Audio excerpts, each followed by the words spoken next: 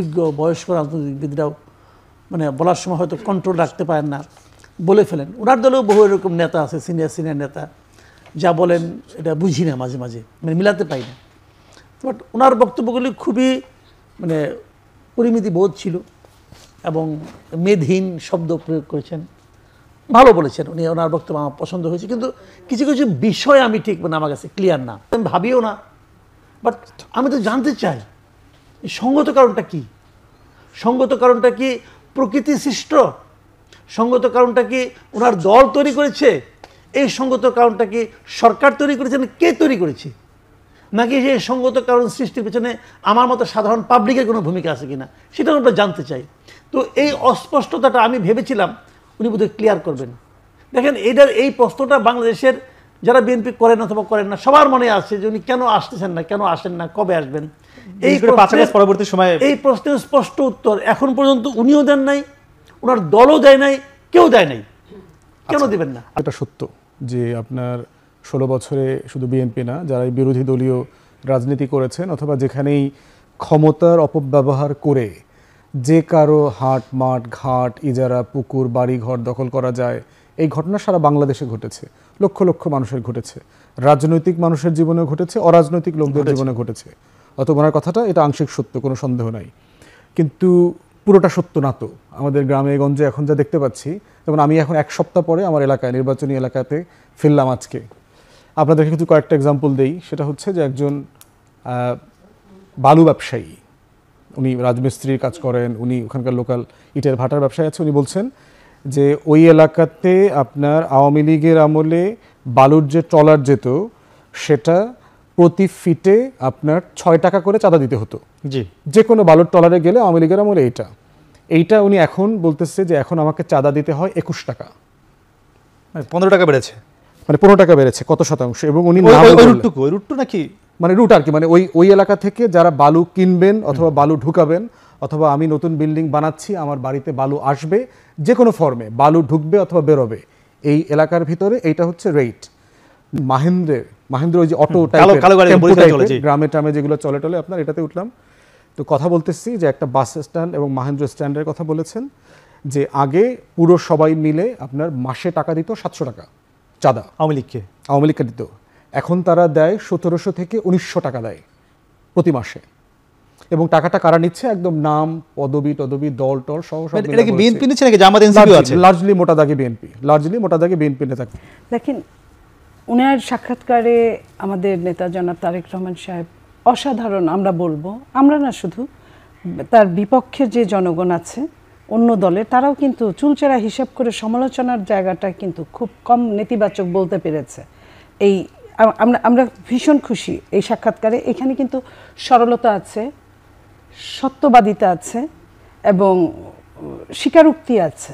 আমি যদি দুই পক্ষের যদি বলি যে ফুয়াদ সাহেব যেটা বলছেন সেখানে কিন্তু উনি স্বীকারোক্তি করেছেন যে হ্যাঁ হয়েছে, আমরা বিচার করেছি এবং বিচারটা কোন পর্যায়ে, আমরা তো বিচারের বাইরে কিছু করতে পারি না, কারণ আমরা আমাদের বহিষ্কারের বিচার, স্থগিত বিচারের বাইরে আমরা সরকারকে রিকোয়েস্ট করেছি, সরকার এখানে নির্লিপ্ত থেকেছে, সরকার বিচার করে নাই, সরকার অ্যারেস্ট করে নাই, সরকার শাস্তির মুখোমুখি তাদের আনেন নাই, এটা একটা দিক। আর দ্বিতীয়ত হচ্ছে মাসুদ কামাল সাহেব যেটা বললেন সেটাই কিন্তু উনি বলেছেন যে আমি চাঁদাবাজটা, যে উনি যেমন বললেন যে নাম ধরে ধরে বলতে পারবো, নাম ধরার মধ্যে এবং বাইরেও কিন্তু কিছু লোক থাকে তাদেরও কিন্তু তারা দিয়েই খায়, আমরা যেটুকু খবর পেয়েছি। এখন উনি এর চেয়ে বেশি আমার মনে হয় না যে শাস্তি উনি দিতে পারেন। যখন যেভাবে শুনছেন উনি সাথে সাথে অ্যাকশনে যাচ্ছেন, এখন যেটুকু না শুনছেন সেইটুকু তো অ্যাকশনে যেতে পারেন না। আর যেখানে সরকারকে বলছেন, সরকার কিন্তু কোনো ব্যবস্থা নিচ্ছেন না, বা আপনার সরকারের সাথে যারা আছে তারা ব্যবস্থা, আইন শৃঙ্খলা রক্ষাকারী বাহিনী তারা ধরপাকড়ে যাচ্ছেন না। এই জায়গাগুলায় আপনার যে পর্যন্ত নির্বাচনটা না হবে সেইখানে আমাদের এর চেয়ে বেশি কিছু করার আর কি করতে পারবো? চিনাতে পারছে না। কেন নিচ্ছে না? কেন? তারা না নেওয়ার অনেক কারণ থাকতে পারে। একটা কারণ বলি আমি আপনাকে, এই সরকার মানে দেখেন এখানে আবার আরেকটা কথা আছে, কিন্তু এই চাঁদাবাজি সম্পর্কে তারেক রহমান সাহেবের যে বক্তব্য, এই বক্তব্যের একটা জায়গায় আমার একটু আবার আপত্তি আছে। উনি একটা গল্পের মতো করে বলছেন যে অনেক সময় এমন হয়েছে 2 ভাইয়ের মধ্যে সম্পত্তি নিয়ে ঝামেলা বলেছে এবং এক ভাই আগে ফেসিবাদের আমি বলি এক ভাই আগে ফ্যাসিবাদের হেল্প নিয়ে জমি দখল করেছিল, এখন ফ্যাসিবাদ পালাইছে, ওইটাও পালাইছে, এখন সে তার হারিয়ে যাওয়ার সম্পত্তি পুনরুদ্ধার করছে, এটাকেও অনেকে চাঁদাবাজি হিসাবে বলছে। ঠিক আছে, দেখেন এই ঘটনাগুলো আমি বলি আপনাকে, একজন চোর তাকে যদি আপনি হাতে নাতেও ধরেন, হাতে নাতে ধরে ফেলেছেন আপনি, তারপরে তাকে জিজ্ঞাসা করেন, সে কিন্তু তার কাজের পক্ষে দুই একটা যুক্তি দাঁড়া করে দেবে সে কী কারণে এই কাজটা করছে। কেউ কিন্তু স্বীকার করে না যে আমি এই কামটা করছি। এখন এখানে যে কথাটা উনি বলেছেন, উনি তো দেখে আসেন নাই, ওনাকে কেউ কেউ শোনাইছেন এই কাহিনীগুলি, উনি দিয়েছেন জাজ করতে, যে তোমরা একটু জাজ করে দেখো তো এই ঘটনাটা কি, এই যে অভিযোগটা পেলাম এটা কি, ঘটনাটা কি। এবং এই জাজ করার পর এরা ওনাকে জানাইছে যে ঘটনা তো এভাবে ঘটছে। ঠিক আছে, এই ধরনের ঘটনা ঘটে না এই সোসাইটিতে, আমি তা বলি না, কিন্তু সেটার সংখ্যা হবে হাজারে একটা, মানে পুনরুদ্ধার যেটা। হ্যাঁ, তো উনি এটা তো বলছেন, তো উনি যখন এটা বললেন, উনি হাজারে একটা যেটা ঘটছে এটা তো উনি বলতেন না, বাট ওনার কাছে ইনফরমেশনটা গেছে যেটা, সেটা হলো গিয়া যে 10-এ 7টা আমার এই জন্য উদাহরণটা দিচ্ছেন। আমি এখানে ওনাকে সবিনয় বলবো যে যাদের উপরে আপনি নির্ভর করছেন এরা আপনাকে ডুবাবে, জাস্ট ডুবাই দিবে আপনাকে, এদের উপর বিশ্বাস করেন না। তাহলে দেশের মানুষ জিনিসটাকে এভাবে দেখে না। কিন্তু কি করার তাহলে তারেক রহমানের বিএনপির উপর নির্ভর না করে না না না না, কি করবে? তা না তা না, আমি কি করার যেটা উনি ভালো বুঝবেন, সমস্যাটা তো ওনার, এটা তো আমার সমস্যা না। আমি যা দেখতেছি সেটা উনি আমার চেয়ে অনেক ভালো বুঝেন, উনি এত বড় দল চালাচ্ছেন, উনি আমার চেয়ে অনেক বেশি বুঝেন ভাই। আমি ওনাকে একটা জায়গায় কিন্তু বললাম যে আমার অভিজ্ঞতাটা আপনার সঙ্গে আমি শেয়ার করতে চাই। আমি মনে করি এই লোকগুলো আপনি ডোবাবে, এবং যখন মানুষ বড় হয়ে যায় তখন উনি অনেক ছোট ছোট জিনিস কিন্তু দূরের থেকে দেখে। কাজেই দেখানোর জন্য যাদের উপর নির্ভর করবেন আপনি, অন্তত এই লোকগুলিকে ঠিক মতো চুজ করেন। জি জি, এই লোকগুলিকে দেখেন, ওই লোকগুলো আপনার কাছে যে চেহারা নিয়ে যায় সাধারণ মানুষের কাছে ওই চেহারা নিয়ে আসে না। একটু জানি আমি আপনার কাছে, আপনারা তারেক রহমানকে ডুবাচ্ছেন, মাসুদ উনি স্পষ্ট ডুবাবে করে কেন? বলছেন। তিনি বিএনপির নেতা, তা হবে কেন? একটু জানতে চাই কেন ডুবাচ্ছেন? এটা আপনি আমার ঝামেলা বাঁধায় না কিন্তু, না, না। এখান থেকে বাইরে কিন্তু ওনার সঙ্গে আমরা হাইটে যাবো, না না, ঝামেলা বাঁধায় না। এখানে যে আমরা ডুবাচ্ছি তা না, আমাদের মধ্যে অবশ্যই মাসুদ কামাল সাহেব সম্পূর্ণ যে অসত্য বলেছেন তা না। আমাদের মধ্যে বিএনপি একটা বড় সংগঠন, অনেক বড় সংগঠন, সেখানে অনেক রকমের লোক থাকে এবং একটা মধ্যপন্থা দল। এই কথা কিন্তু আপনারা বলে আসছেন আজকে বছর। আমি বলি এটা তো অস্বীকার করার কিছু না, নাই। অস্বীকার করছে না, সেই কিন্তু এটি কি জায়গায় ডাইরেক্ট সেই জায়গায় কথা কেউ হতে না পারে? কেউ না কেউ তাকে যারা ডুবাচ্ছে, তারাই দেখবেন যে যারা সমাজের খুব মানে অপশক্তির মালিক, খারাপ লোক, তারা কিন্তু ক্ষমতা ধরে রাখতে পারে, কারণ তারা কোন ঘাটে কতটুকু কি লাগে এটা তারা বুঝে। যারা এটা বুঝে না তারা অনেক ক্ষেত্রে এই যুগের সঙ্গে দাঁড়াতে পারে না। তো যারা তাকে এটা এই ধরনের বলছে, যে কথাটা এখানে আসলো যে দেখা গেছে যে 7 জনেই বলছে তার পক্ষে, অথচ ঘটনাটা খুবই দুঃখজনকভাবে খারাপ।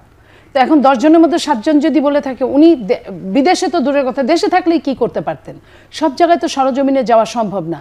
এখন ঘাটে ঘাটে লোকগুলা যদি এরকম ট্যাক্স দিয়ে দিয়ে দিয়ে দিয়ে এই কাজগুলো হয়, তখন ওনার একার জন্য, উনি যেমন ছিলেন, যেমন কথা বলছেন এই গত 1 বছর যাবৎ বক্তব্যে এবং এই মুহূর্তের যে সাক্ষাৎকার সেটা সহ আপনি দেখেন, তার কিন্তু ওই জায়গা থেকে উনি সরে আসেন নাই যে এই কথাটা এবং কাজে মিলে নাই। এখন উনি কিন্তু স্বীকারও করেছেন অনেক কথা, একদম স্পষ্ট। এখানে কিন্তু কোনো যেটা বললেন যে মেধহীন একটা সাক্ষাৎকার, বিএনপি নেতারা তারেক রহমানকে ডোবাচ্ছে, এর থেকে মানে এর থেকে পরিত্রাণের পাওয়ার উপায় কি? এর থেকে পরিত্রাণের উপায় হচ্ছে যারা তাকে বিভিন্নভাবে সহযোগিতা করছে হ্যান্ডস হিসেবে, তারা সত্য কথাটা বলে না, যে মানুষটাকে সরিয়ে দিলে উপকার হবে। যেমন ধরেন আপনি যাকে আপনি ফিল্ডে দেখছেন যে ফিল্ডে দুষ্টামি করছে, আপনি তার প্রতি আপনি রিস্ক নিলেন, কিন্তু আসলে ফিল্ডে যে দুষ্টামি করছে সেই কিন্তু মেন না, তাকে যে করাচ্ছে সেই মানুষটাকে যদি আপনি সরাতে পারেন তাহলে ওরা কিন্তু অটোমেটিক সোজা হয়ে যাবে। ওরা কিন্তু ক্রীড়নক, আর কিছুই না। তো এরকম 1000 ক্রীড়নক সরাইলে কিচ্ছু হবে না যদি হুকুমদাতাকে আপনি না সরান। এই হুকুমদাতারা বিভিন্ন থানা এবং জেলায় আছে, ওই থানা জেলার হুকুমদাতার কাছে হুকুমদাতার নামটা যাচ্ছে না, এবং হুকুমদাতার নাম তো ওরা তৃণমূল থেকে বলছে না, যারা বহিষ্কার হচ্ছে তাদের সাথে হুকুমদাতার কথা হলো এরকম, তুই এখানে থাক, তোর কিছু হইলে ওটা তো আমি দেখবো। জি জি জি, মানে তারা আশ্বস্ত করছে, আশ্বস্ত করছে, এবং শুধু আশ্বস্তই করছে না, তার পাশে থাকছেও। তখন ওই যে আপনার বেনামে তার পদ নাই, কিন্তু সে ওই দুষ্টামিটা করছে, কারণ তার পিছনে শেল্টারের মতোই আছে। শেল্টার করে দিচ্ছে। আমি এদের একটু জানতে চাইবো, এই যেটি আমরা একটু কথা বলছিলাম যে পুলিশিংটা হচ্ছে না বা আইনশৃঙ্খলা বাহিনী গ্রেফতার করছে না, এটির একটি কারণ সেই হুকুমদাতা কিনা, যেটি আবার বললো হুকুমদাতার তথ্য যাচ্ছে না। না দেখেন, মানে একটা বিষয় আপা কারেক্টলি বলেছে, আমি বিভিন্ন জায়গায় বলেছি যে দল আকারে বিএনপির নেতাকর্মীরা যদি চাঁদাবাজি করে, গুন্ডামি করে, শয়তানি করে, একটা দলের প্রধান কি করতে পারবে? সর্বোচ্চ তাকে বহিষ্কার করতে পারবে, জি, তার সেটি পথ করছে। খায় ফেলতে পারবে। সেইটা মোটা দাগে তার কাছে অভিযোগ আসার পরও কি তারা সে কিন্তু এটা করছে। প্রশ্ন হচ্ছে এরপরে যদি সে করে, ইয়াবার ব্যবসা করতেছে তো। আমার এলাকাতেই বিএনপির বহিষ্কৃত নেতাকর্মীরা মাদকের ব্যবসা করতেছে, ইয়াবার ব্যবসা তাহলে করতেছে। পুলিশ কি করছে, আইনশৃঙ্খলা বাহিনী কি প্রশ্ন করছে? তাই। এখন এটার দায়িত্ব তারেক রহমানের না, এটার দায়িত্ব বিএনপির না। তাহলে আইনশৃঙ্খলা বাহিনী কেন গ্রেফতার করছে না? প্রশ্ন হচ্ছে এটা আমিও পুলিশকে থানায় ইনফরমেশন দিয়েছি। থানায় ঘেরাও হচ্ছে এর কারণে নাকি? পুলিশের একটা বড় কারণ হচ্ছে যে পুলিশের একটা অংশ এই মাদক ব্যবসার সাথে জড়িত, পুলিশের একটা অংশ এই মহেন্দ্র টাকা পায়, পুলিশের একটা অংশ এই বালুর ব্যবসা টাকা পায়, পুলিশের একটা অংশ অবৈধভাবে মাটি কাটার টাকা পাইতেছে। তাহলে এখন প্রশ্ন হচ্ছে যে এটা শুধুমাত্র দলীয় ব্যাপার না, কিন্তু এটা একটা লোকাল সিন্ডিকেট, এখানে রাজনৈতিক একটা প্রোটেকশন কাজ করে। দ্বিতীয় একটা বিষয় হচ্ছে যে পুলিশের একটা বিশাল অংশ এখনও নিষ্ক্রিয়। আপা আসবেন, যদি ফিরে আসেন তাহলে কি হবে? থার্ড হচ্ছে বিএনপি ক্ষমতায় আসতেছে, এখন এই বহিষ্কৃত নেতাকর্মীরা 6 মাস পরে যদি আবার বিএনপি ফিরে যায়, আবার পদ পায়, এবং বহিষ্কৃত হইলেও এরা কিন্তু বিএনপিরই কোনো না কোনো নেতাকর্মীর আশকারার মধ্যে আছে।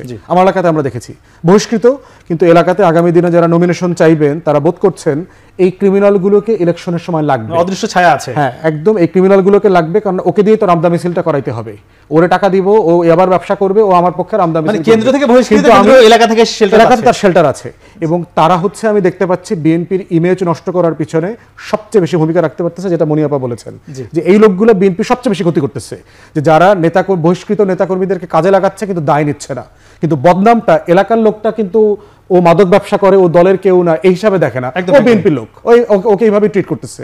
জি জি, আমরা বুঝতে পারছি।